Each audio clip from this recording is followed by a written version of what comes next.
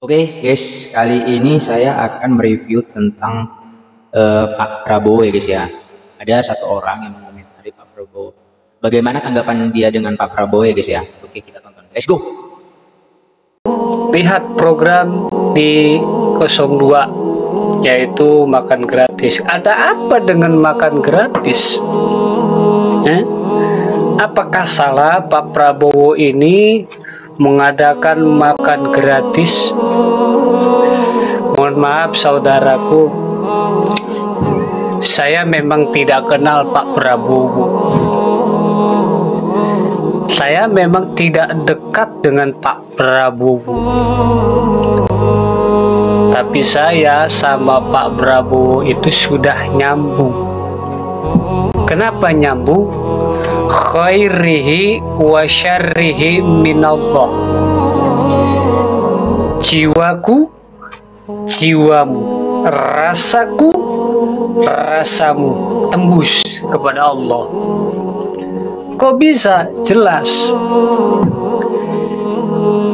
Masih ingat gak kasus viral Kartika Putri yang katanya calon presiden tes ngaji, ya kan? Sebetulnya nggak perlu tes ngaji aja, calon presiden ini udah pada bisa ngaji.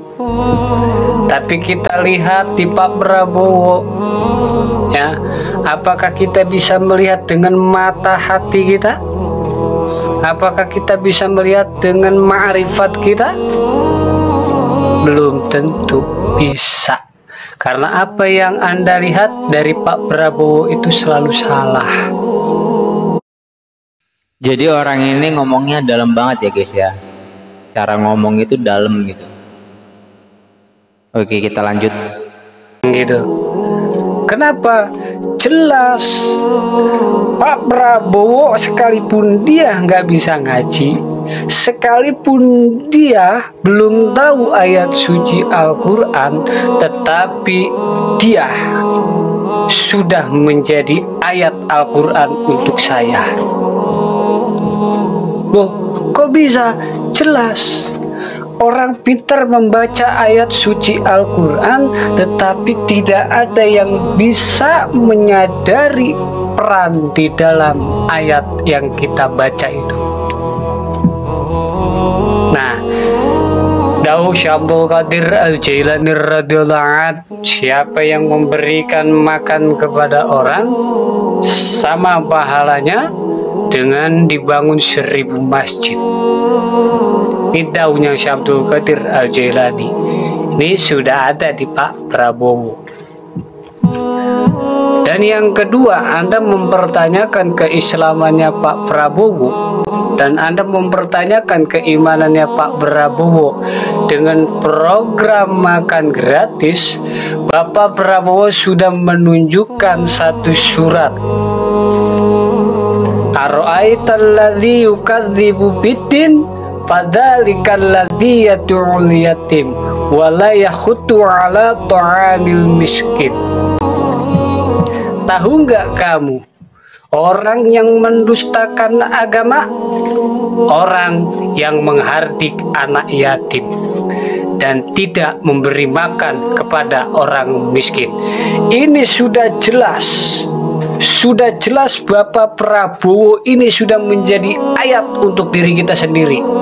Bahkan untuk orang-orang yang ahli membaca hadis, yang ahli membaca tafsir, yang ahli membaca kitab. Ini teguran keras untuk kita pribadi. Kalau ingin tahu, kita sadari itu. Jangan selalu menyalahkan Pak Prabowo. Dikit-dikit program ini salah, program itu salah. Jangan. Kita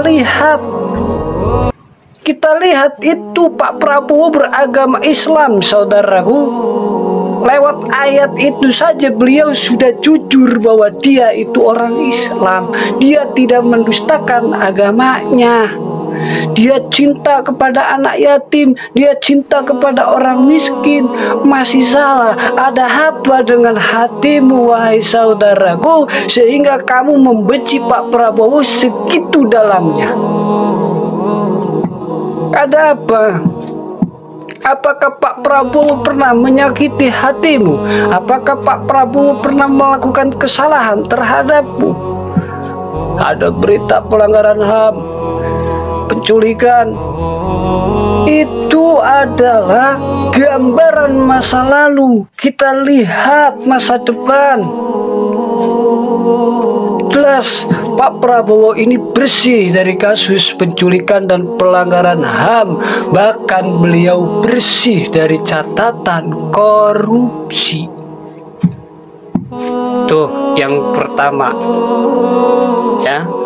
Jadi kalau Mbak Kartika Putri ini pengen ngetes ngajinya capres, Pak Prabowo sudah menjadi ayat buat seluruh rakyat Indonesia. Disitulah kehebatan beliau. Tapi kenapa dia kok tenang-tenang saja? Banyak yang menghujat, banyak yang memfitnah, banyak yang membenci karena beliau merasa digandeng oleh Syekh Abdul Qadir Al-Jailani radhiyallahu anhu. Bukan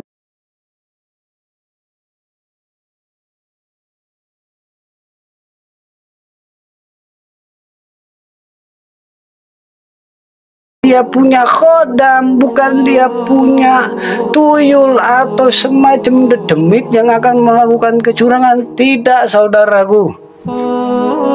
Beliau sudah digandeng oleh Syekh Abdul Qadir Al-Jailani. Syekh Abdul Qadir Al-Jailani itu dawuh, akan aku gandeng dari para santriku. Beliau bukan santri.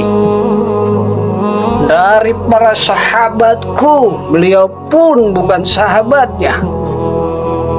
Dari para pengikutku, beliau pun belum tentu belum ada hidup di zamannya Syekh Abdul Qadir Al-Jailani.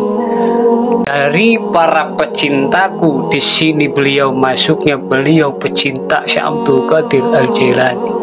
Akan digandeng baik dalam hidupnya sampai matinya.